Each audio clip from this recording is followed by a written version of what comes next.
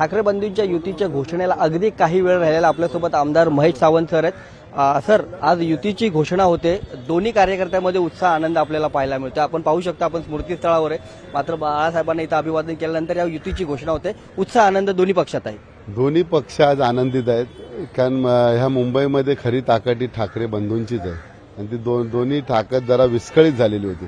आज ती कुठेतरी एकत्र येते ह्या मुंबई महानगरपालिकेच्या निवडणुकीच्या दरम्यान।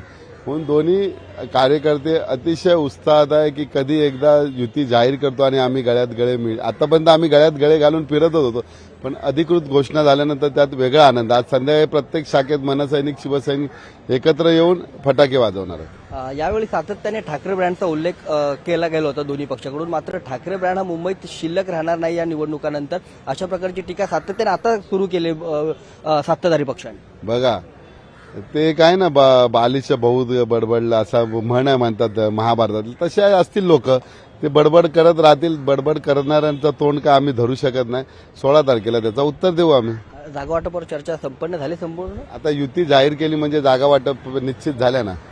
यासोबतच सातत्याने मुंबई महानगरपालिकेमध्ये काँग्रेस आपल्या सोबत असावी असं म्हटलं जात होतं, मताची विभागणी होऊ नये, कारण भाजपला याचा थेट फायदा होईल, पण आता तरी काँग्रेस आपल्या सोबत नाहीये, त्याच्यामुळे फटका बसणार आहे।